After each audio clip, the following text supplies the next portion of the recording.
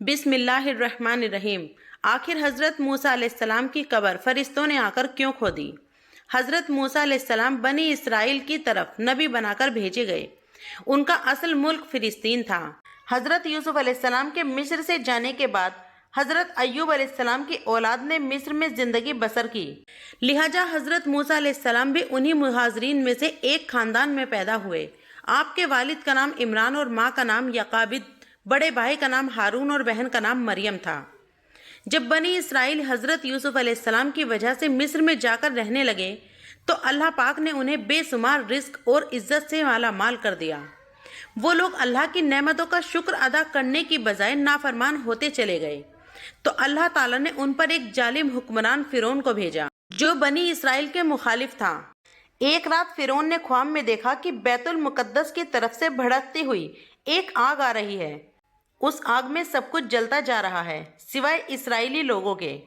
تو فرعون نے اپنے مذہبی رہنماؤں کو پاس بلایا اور خواب کی تعبیر معلوم کی تو انہوں نے بتایا کہ بنی اسرائیل میں ایک لڑکا پیدا ہوگا جو آپ کی حکومت کو جڑ سے ختم کر دے گا۔ یہ بات سن کر فرعون کو اپنی سلطنت کی فکر ہونے لگی۔ اس نے حکم جاری کیا کہ بنی اسرائیل میں جو بھی بچہ پیدا ہو اسے قتل کر دیا جائے۔ اس طرح بنی اسرائیل میں بچے پیدا ہوتے ہی قتل کر دیے جاتے۔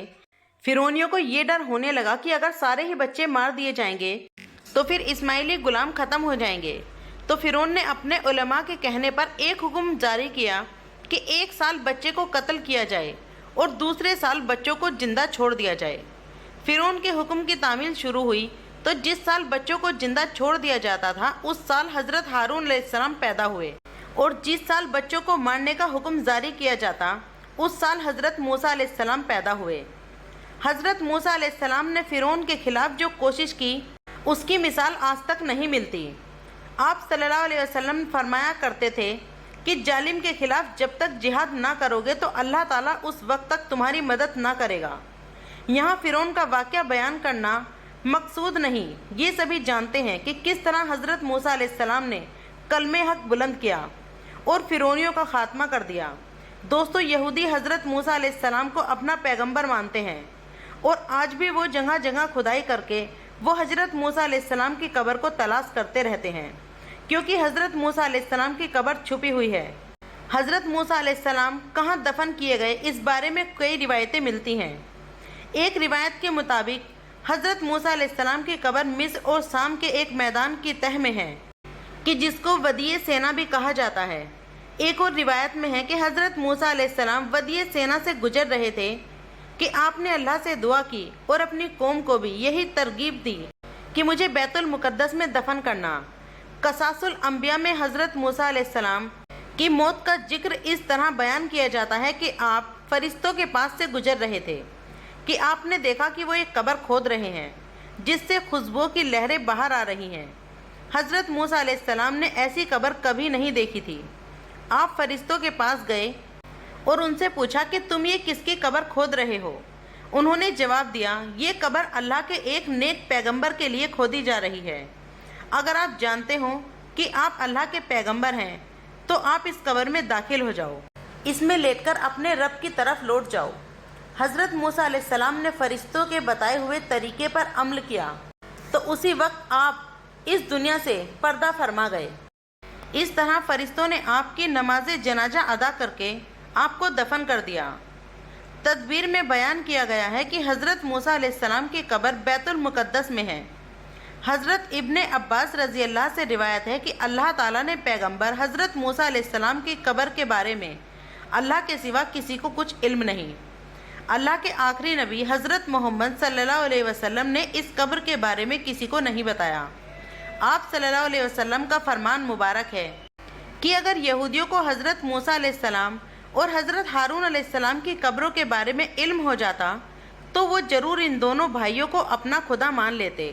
اسرائیلیوں کا یہ ماننا ہے کہ اگر حضرت موسیٰ علیہ السلام کو فلسطین میں دفنایا گیا، ان کی قبر مسجد اقصیٰ کے پاس ہے، اسی لیے یہودی فلسطین کے قبضے کے بعد سے ہی مسجد اقصیٰ کے قریب کئی جگہوں پر کھدائی کر چکے ہیں، لیکن انہیں حضرت موسیٰ علیہ السلام کی قبر کے بارے میں کوئی سراغ نہیں ملا۔ یہودیوں نے مسجد اقصیٰ کے ہر طرف کھدائی کر کے دیکھ لیا، لیکن انہوں نے مسجد کے بائیں طرف ابھی کھدائی نہیں کی، क्योंकि उनका कहना है कि अगर उन्होंने मस्जिद अक्सा के बाईं तरफ खुदाई की तो फिर पूरी की पूरी मस्जिद उन पर आ गिरेगी। इसके बारे में किसी को कुछ इल्म नहीं कि हज़रत मूसा अलैहिस्सलाम की कब्र कहाँ है। इसके बारे में अल्लाह के सिवा कोई नहीं जानता। हज़रत मूसा अलैहिस्सलाम की वफ़ात का वाक़या कुछ इस तरह भी जिक्र है कि हज़रत अबू हुरैरा रज़ी अल्लाह से रिवायत है कि जब मूसा अलैहिस्सलाम की वफ़ात का वक्त करीब आया तो मौत का फरिश्ता उनकी खिदमत में हाजिर हुआ और कहने लगा कि आप अपने रब की तरफ चलिए।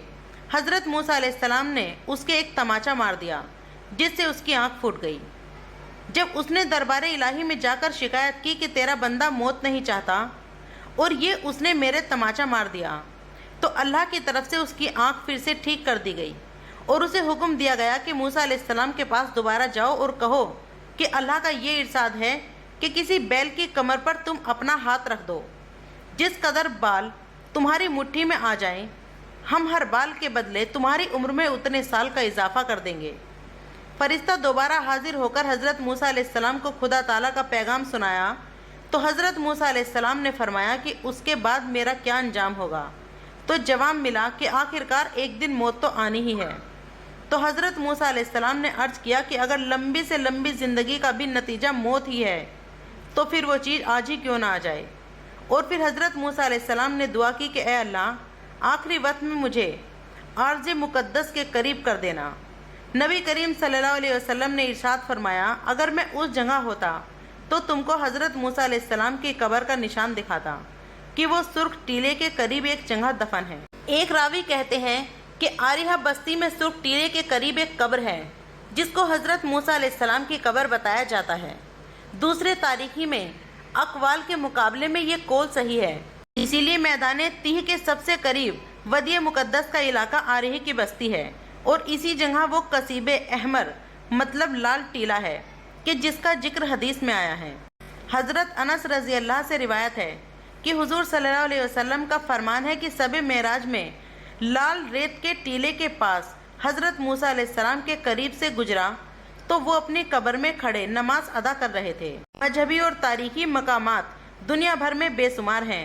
हज़रत मूसा अलैहिस्सलाम की लाठी और उनकी कब्र मुबारक के हवाले से बहुत कम लोग जानते हैं। उर्दू में हज़रत मूसा अलैहिस्सलाम के मुतालिक ऐसी कई चीज़ें मौजूद हैं कि जिनकी निस्बत हज़रत मूसा अलैहिस्सलाम की तरफ दी जाती हैं। बाकी दोस्तों, आपको आज की ये वीडियो कैसी लगी हमें कमेंट करके ज़रूर बताइएगा। अस्सलामु अलैकुम।